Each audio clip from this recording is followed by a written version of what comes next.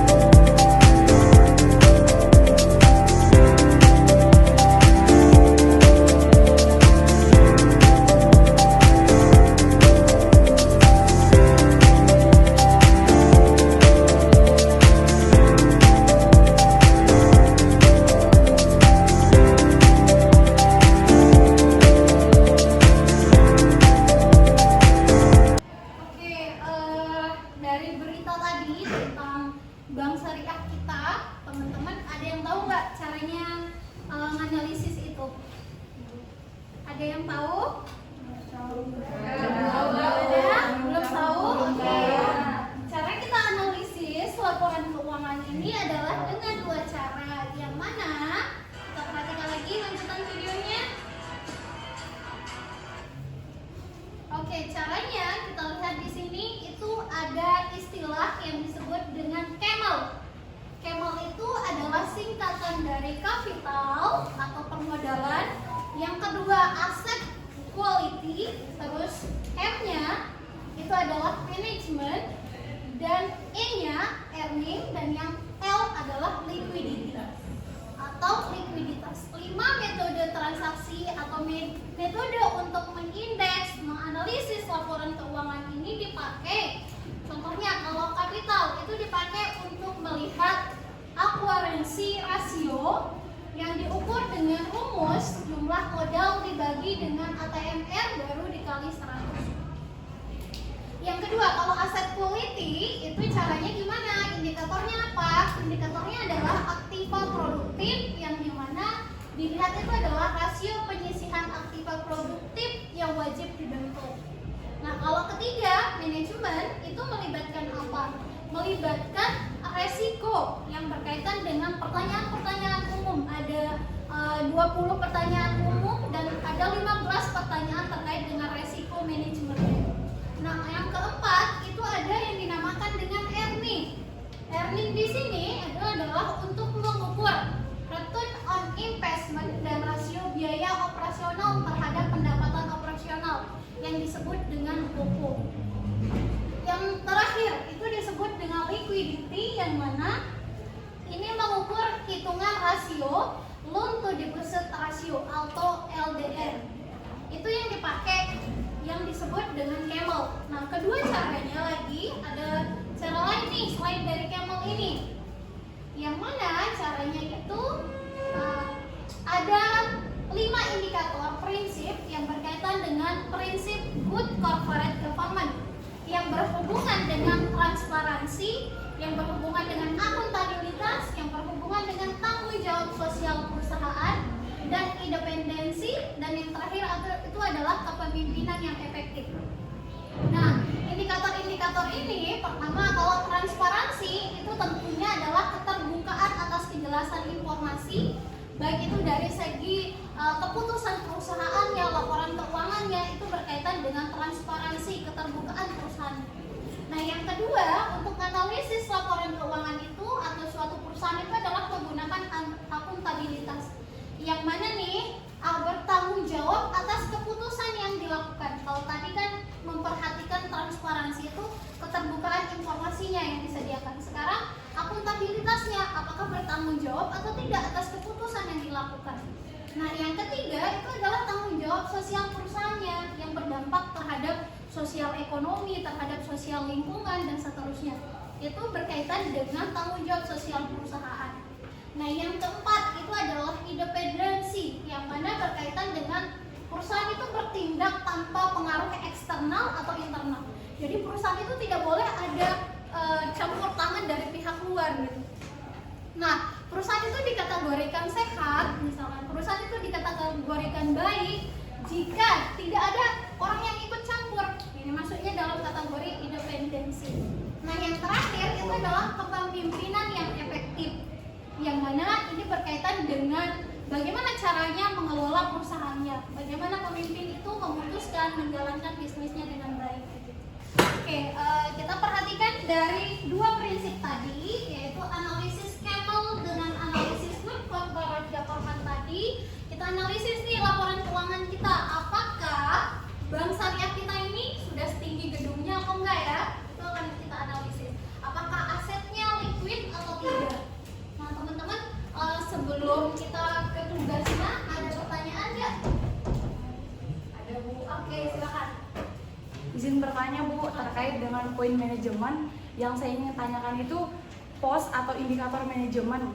Itu contoh pertanyaan umum itu seperti apa, Bu? Kemudian manajemen risikonya apa saja? Terima kasih, Bu. Baik, terima kasih Dinia atas pertanyaannya. Jadi manajemen itu adalah masuk analisis dalam bentuk Camel. Kenapa? Ada indikatornya. Indikatornya ada dua. Ada 20 pertanyaan umum dan ada 15 pertanyaan manajemen resiko. Nah, salah satu pertanyaan yang manajemen umum adalah misalkan, apakah semua SOP-nya sudah terlaksana dengan baik atau enggak? Sudah diterapkan dengan baik atau enggak?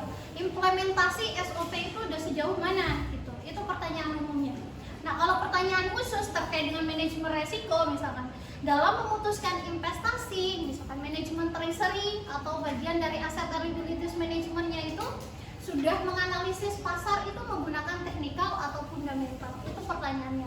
Resiko-resiko yang kemungkinan bisa muncul itu apa aja? Resiko pasar, misalkan resiko pasar itu apa aja nih? Misalkan yang mempengaruhi keputusan investasi. Itu sih pertanyaan yang kemungkinan bisa dilakukan ketika kita menganalisis laporan keuangan. Gitu. Selanjutnya ada yang bertanya lagi? Saya, Bu. Oke. Mengenai metode-metode dalam menganalisis, yaitu GCG sama Camel. Nah, kita lebih baik menggunakan mana, Bu, untuk menganalisis antara GCG atau Camel tersebut?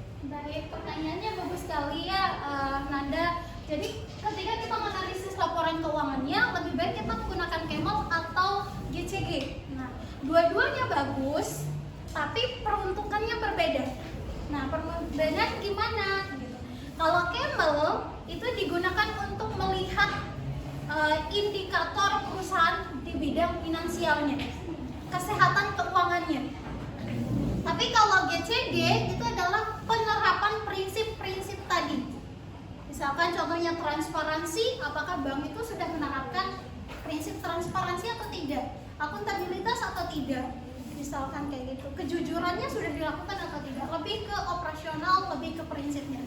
Tapi kalau Camel itu lebih ke kinerja keuangannya. Seperti itu. Jadi kalau kita mau bedakan mana yang lebih bagus, dua-duanya bagus, tapi peruntukannya berbeda. Gitu ya. Paham ya?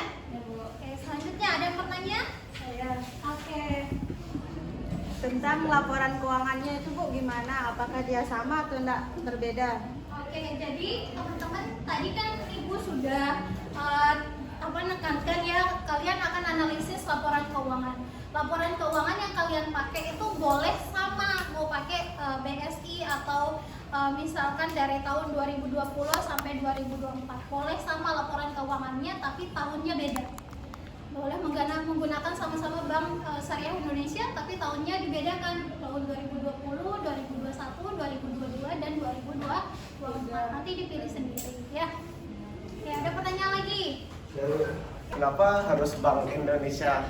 Kenapa harus Bank Syariah Indonesia saja, Bu? Oke, kenapa harus Bank Syariah Indonesia saja? Karena lagi-lagi jurusan teman-teman kan perbankan syariah ya, dan fokus mata kuliah kita adalah tentang Asset and Liabilities Management Bank Syariah. Sehingga yang akan kita analisis di sini adalah Bank Syariah. Gitu. Ada pertanyaan lagi? Oke. Keuangan bank syariah itu dapat dikatakan sehat jika rasio LDR-nya itu berapa persen? Oke, laporan keuangan itu dikategorikan sehat. Tadi kan indikator untuk menganalisis keuangannya itu adalah Camel, bukan GCG ya. Kalian ingat ya. Kalau GCG itu adalah prinsipnya, ya, prinsip dalam penerapan operasional banknya. Kalau Camel itu adalah kinerja keuangannya. Dikategorikan sehat perusahaan itu atau bank itu jika melebihi 1%. Misalkan asetnya lebih dari 1%. Jadi kalau misalnya hasil analisisnya 0,001% dikategorikan sehat atau tidak? 0,001%. Tidak sehat. Dikategorikan sehat itu jika 0,1%. Kalau 0,00 itu masih di bawah 1%. Tidak sehat. Oke, selanjutnya ada pertanyaan? Cukup? Cukup. Ya, sekarang silakan teman-teman siapkan laporan keuangannya. Sudah ada? Sudah. Sudah. Oke, ambil kertasnya. Kita analisis menggunakan dua metode tadi, yaitu analisis Camel dan analisis Good Corporate Governance. Dikumpulkannya pada minggu depan ya. Dikumpulkan minggu depan, tugasnya dalam bentuk individu. Selebihnya kalau ada pertanyaan-pertanyaan yang personal yang tidak bisa dijelaskan di sini atau di kelas, boleh ditanyakan melalui chat pribadi ya. Oke, ada lagi yang ditanyakan?